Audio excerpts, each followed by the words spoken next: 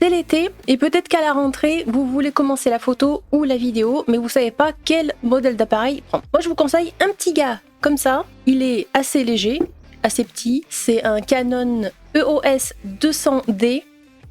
Il est sorti en 2017, donc le prix maintenant en occasion vaut le coup. Et en courant 2025-2026, il est encore sur le coup, le petit gars.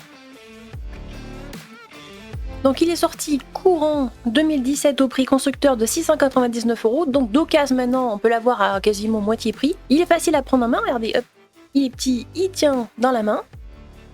Donc pour les voyages et tout, ça peut être sympa. Il a un capteur APS-C de 24 mégapixels. Sur certains sites, ils disent qu'il peut filmer en 1080p à 60 fps, mais non, 60 fps, il n'y a pas, il y a 50 fps, c'est 25 ou 50 fps. Si vous voulez vous lancer sur YouTube, faire des vidéos TikTok ou même des photos en voyage ou faire des interviews, des vlogs, il est très très intéressant parce que déjà, donc il est petit, il a l'écran qui est orienté, hop, vers vous, donc vous pouvez vous voir pendant que vous filmez votre vlog ou votre interview ou n'importe quoi, même si vous voulez faire des selfies en photo. Il a une bonne qualité d'image, surtout avec certains objectifs, on verra ça par la suite. Il a une prise micro qui apparemment est assez rare pour un appareil photo de ce prix-là. Bon, évidemment, il n'a pas la 4K, mais je pense que déjà pour vous entraîner en Full HD, ça peut être nécessaire car c'est pas indispensable d'avoir de la 4K. L'important déjà, c'est d'apprendre à maîtriser un appareil photo, tout ce qui est réglage d'ISO,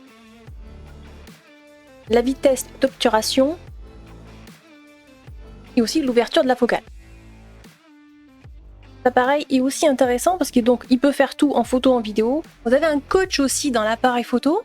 Par exemple, dès que vous vous mettez en mode AV, M, ainsi de suite, il vous guide, il vous explique un petit peu le maniement de l'appareil photo. Si je me mets sur le mode TV, qui n'est pas pour photographier la télé, là sur l'écran il me met priorité vitesse, personnaliser l'aspect des vidéos en MTV, merci pour l'abréviation. Donc régler la vitesse d'obturation pour figer les sujets en mouvement ou saisie floue du mouvement. Pareil quand on va sur le mode AV, priorité d'ouverture, il vous explique régler ouverture pour rendre flou l'arrière-plan, le sujet se détache, ou alors pour avoir un arrière-plan net. Une section créative auto pour faire une atmosphère spéciale sur les photos. Il y a aussi le mode scène, portrait, photo de groupe, paysage, sport, enfant, voilà, gros plan, même les photos de nuit, voilà, ça peut être intéressant si vous démarrez la photo que vous savez pas trop les réglages. Lui, il peut déjà vous les pré-régler et vous pouvez voir comment il les règle. Après, il y a les filtres créatifs. Voilà, pareil, donc on choisit un filtre, le HDR éclatant, bien effet, donc là il fait des effets un petit peu à la peinture à l'huile. Il a un petit effet de miniature, ça peut être rigolo. Voilà, en fait, il y a un effet aquarelle. Voilà, si vous voulez vous amuser, il y a plusieurs effets qui sont assez sympas sur l'appareil photo. Donc l'avantage d'acheter ce genre d'appareil, ça peut être celui-là ou une autre référence, pas obligatoirement d'acheter le 200D comme celui que j'ai, il y a aussi le 250D. L'intérêt de l'acheter d'occasion, c'est que vous pouvez le trouver donc à moitié prix de son prix constructeur qui était donc en 2017 700 €, on va arrondir. Et ce qui est intéressant sur la vente d'occasion sur certains sites comme Le Bon Coin, eBay ou d'autres sites d'occasion, c'est que vous pouvez le trouver avec un pack d'objectifs. Donc moi j'en ai quelques-uns à côté de moi que j'ai aussi acheté en changeant d'appareil photo. Il y en a qui étaient dans les packs donc je les ai gardés. Et il y en a que j'ai acheté séparément car c'est des objectifs qui peuvent un petit peu augmenter la qualité de vos photos et vidéos. Quand vous achetez l'appareil, il y a toujours l'objectif de base qui va avec tous les appareils Canon, c'est-à-dire le 18-55. Pour débuter, il est intéressant parce que ça vous apprend déjà un petit peu l'aspect zoom, créer vos scènes. Voilà, donc ça peut être déjà pas mal au lieu d'acheter un appareil nu où il n'y a pas d'objectif, que vous avez l'appareil et bon, qu'est-ce que je fais avec? Donc là, vous avez déjà l'objectif. Dans certains packs, vous pouvez avoir des cartes mémoire. C'est très important les cartes mémoire parce que si vous n'avez pas de carte mémoire avec l'appareil, eh bien, vous ne pouvez pas prendre de photos. J'avais eu un pack avec un appareil photo quand j'ai commencé il y a très longtemps. J'avais eu celui-là que j'ai gardé, le 700-300. Je sais pas, je trouve qu'il est bien. Bon, il est très lourd par contre, hein. C'est l'inconvénient d'avoir des objectifs comme ça, c'est qu'il est très lourd. Et j'avais aussi celui-là dans un autre pack, qui est un objectif macro, 100 mm macro, donc pour faire des vidéos ou photos très près. Alors attention parce que la vidéo, vu que c'est en macro, c'est très ou alors on se met sur trépied, là c'est très bien sur trépied, si vous voulez faire un plan fixe en macro. Bon, c'est intéressant à avoir dans un pack photo, c'est toujours un objectif en plus.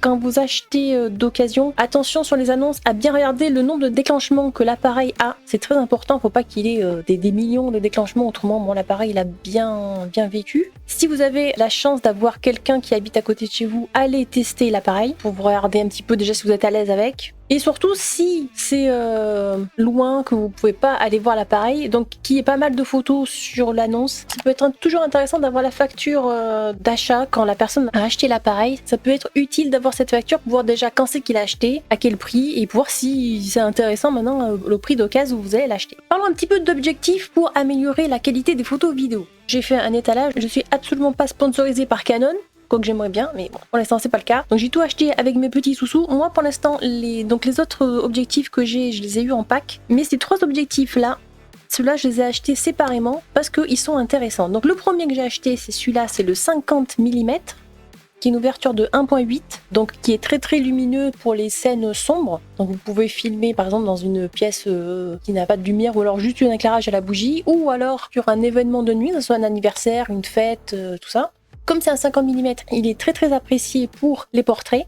Niveau prix, je sais plus à combien il est neuf, il est aux alentours peut-être de 200 € parce que c'est quand même un bon objectif. Mais vous pouvez l'avoir facilement pour 100 €, même moins de 100 € d'occasion. Bon, c'est du plastique, hein, il est assez léger. Il fait très bien le taf. Parfait pour les portraits et pour commencer la photographie ou la vidéo.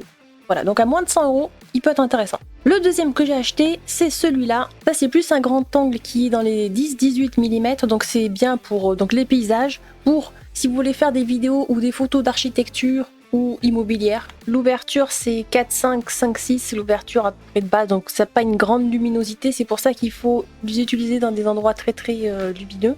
Mais c'est un grand angle, donc ça peut être intéressant. Et lui, pareil, vous pouvez l'avoir aux alentours de 150 € d'occasion. Donc c'est encore un objectif que vous pouvez rajouter dans votre collection. Et le dernier que j'ai acheté, alors celui-là par contre je l'ai acheté pas d'occasion, mais je l'ai acheté neuf. Parce que neuf en fait je l'ai trouvé à 159 €, donc 160 €. Et je pense que c'est quand même un bon rapport qualité-prix pour cet objectif qui est donc ce qu'on appelle les ultra compact pancake. Il a quand même une ouverture de 2.8, donc il est quand même assez lumineux pour un objectif de ce prix-là. Donc celui-là il est parfait pour les voyages parce que vous voyez il est tout petit.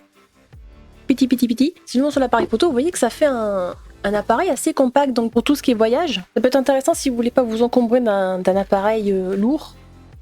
Bon, il pèse quand même son poids, hein, c'est un appareil photo, il y a quand même du matériel là-dedans. Mais voilà, si vous voulez pas un appareil photo très on va dire gros, avec un gros objectif.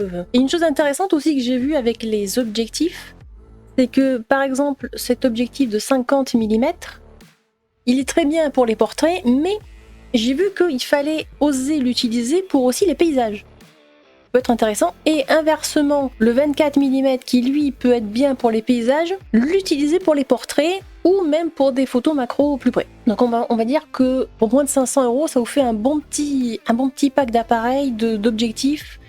Après vous pouvez rajouter celui-là si vous le trouvez. Je pense que vous pouvez même le trouver. Alors il y a deux objectifs différents dans le 50 mm parce que celui-là c'est une ouverture de 1.8, il y a une ouverture 1.4. Donc il est un peu plus cher, mais le 1.8 il est assez abordable en prix. Vous pouvez le trouver facilement entre 50 et 100 €. Très abordable et il fait vraiment des bonnes photos. Il est vraiment très bien. Ça change des tutos DaVinci, mais bon, je vais pas laisser tomber DaVinci évidemment, c'est un outil de travail très important. Mais la vidéo va quand même de pair avec le montage puisque vous montez les vidéos que vous filmez ou les vidéos que quelqu'un d'autre filme. Donc c'est quand même bien d'avoir un petit appareil photo si vous voulez faire quelques vidéos et après les monter. Évidemment, je vous force pas à acheter le même appareil que moi, c'est pour vous donner une petite idée. Ça sert à rien de mettre le prix fort dans un appareil photo type le dernier qui vient de sortir qui est à peut-être à 1000 € ou 1500 € pour après vous apercevoir que vous n'arrivez pas à le maîtriser. Le mieux c'est d'acheter un petit appareil d'occasion avec peut-être des packs d'objectifs si vous avez la chance d'en trouver. Comme ça vous pouvez vous familiariser avec tous les paramètres de l'appareil. Vous pouvez aussi le mettre en manuel. Le coach qui est à l'intérieur de l'appareil pour vous aider, vous pouvez même le désactiver et le faire par vous-même. Et après quand vous êtes prêt, vous pouvez passer au niveau supérieur. Le plus important, c'est pas trop l'appareil, c'est l'objectif. Parce que vous pouvez avoir des objectifs qui valent encore plus cher que l'appareil photo, et c'est ça qui va vous permettre de faire des super photos. Donc je vous invite peut-être à prendre un appareil d'occasion, peu importe la marque. Canon, Sony, n'importe quelle marque. Moi j'utilise Canon parce que j'aime bien Canon. Après l'important c'est les objectifs à côté qui vont me permettre d'être plus créatif, de faire des bonnes vidéos, des bonnes photos. Après c'est à vous de juger. Voilà, c'était une petite vidéo un petit peu qui change d'habitude, mais je vais en faire d'autres comme ça, je vais voir. Allez, je vous dis ciao ciao, à une prochaine vidéo. Photographez bien, filmez bien et montez bien.